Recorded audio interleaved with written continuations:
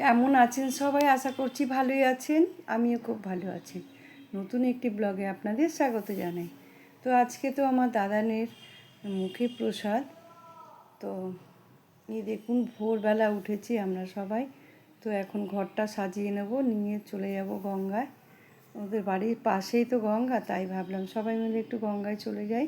তো গঙ্গায় চলে এসেছি, বেশি লোক যায়নি। তো শাশুড়ি মা গেছেন, আমি গেছি, আর একজন শাশুড়ি মায়ের বন্ধু গেছেন। এই তিনজনই গেছি।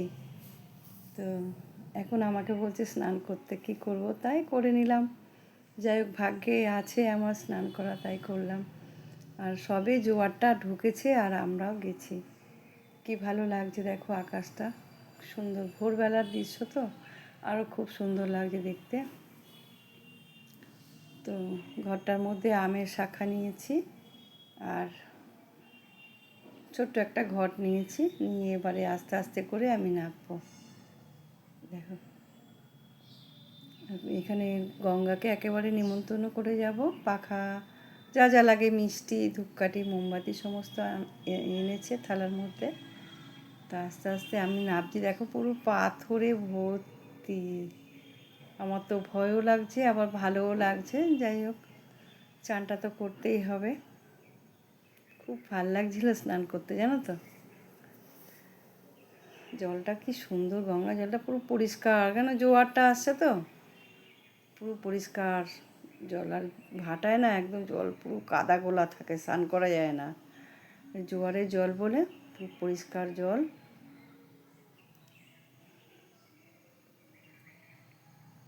তো দেখো কি সুন্দর করে ভিডিও করেছে, ভালো লাগছে দেখতে বেশ, তাই না?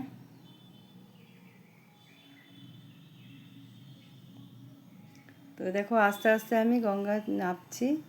ভয় লাগছে, যেহেতু ভোরবেলা তো লোক নেই, একজন দুজন আছে, ওনারা স্নান করছেন। তাই নেমে গেলাম আস্তে আস্তে করে, বেশি দূর যাইনি, ভয় পাচ্ছিলাম।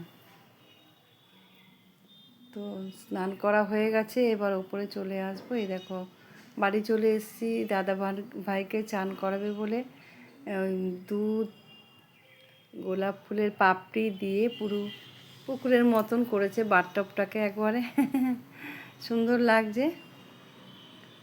এখন তো সব এগুলোই বেরিয়েছে, আগে না হলে সবাই পুকুর থেকে জল তুলে নিয়ে এসে বাড়িতে স্নান করাতো, কিন্তু এখন ওই বাথটব বেরিয়েছে, ওর মধ্যে দুধ টুধ দিয়ে একেবারে স্নান করায়। তারপরে গরম জল দিয়েছিল, একটু ঠান্ডা যেহেতু। আর চুপ করে বসে আছে, কোনো কান্নাকাটি নেই, স্নান করতে ভীষণ ভালোবাসে। এই দেখো, আমরা সবাই মিলে একটু হলুদ মাখালাম। দেখো চুপ করে রয়েছে। ওই দেখো বসে বসে দেখছে কে কী করছে। ক্যামেরা রয়েছে না, ক্যামেরার দিকে তাকিয়ে রয়েছে ও। আলোটা পড়ছে। স্নান করানো হয়ে গেছে, এবার ভাত দেবার পালা। মুখে প্রসাদ নিয়ে এসেছিলো ঠাকুরের মন্দির থেকে, তো এই প্রসাদটাই সাজিয়ে দেওয়া হয়েছে। তো আমার ছেলেও আমার দাদানকে মুখে প্রসাদ দিচ্ছে। আর আমাদের সোনা বাবাও রয়েছে, ও দেবে। সারাদিন উপোস ছিল জানো। কতবার বললাম সোনা বাবা তুমি খেয়ে নাও, বললো না আমি ভাগনাকে মুখে প্রসাদ দেবো।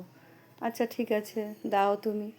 তো ওই দেখো প্রসাদ দিচ্ছে, সমস্ত কিছু একসঙ্গে নিয়ে ঠিয়ে দেবে। তা মেয়ে একটু ধান দুব্য দিল, আমরা সবাই এক এক করে অল্প অল্প করে ধান দুব্য দিলাম। তারপরে প্রসাদ মুখে দিচ্ছে, দেখো সব কিছুর থেকে একটু একটু একটু একটু করে নিয়ে দাদানকে মুখে প্রসাদ দিচ্ছে। ওর তো খুব মজা হচ্ছে, বসে রয়েছে চুপ করে। ওই দেখো ওই দেখো পায়েস খাচ্ছে, ঠাকুরের পায়েসটা ওকে প্রথমে দিচ্ছে। এই দেখো ওই যে আমাদের সোনা বাবাও একটু দিয়ে দেবে।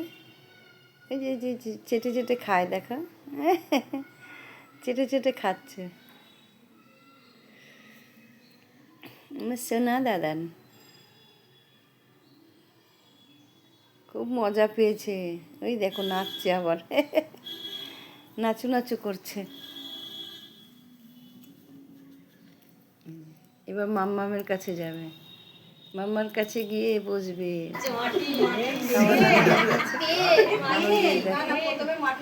সমস্ত কিছু দিয়েছে,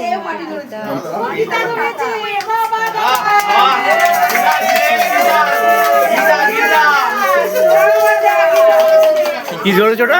গীতা পেরেছে। আমাদের তো খুবই আনন্দ হচ্ছে। গীতাটাকে নিয়ে বসে আছে।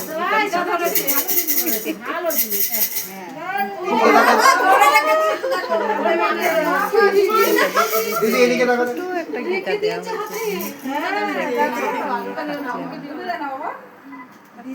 ধার্মিক হবে।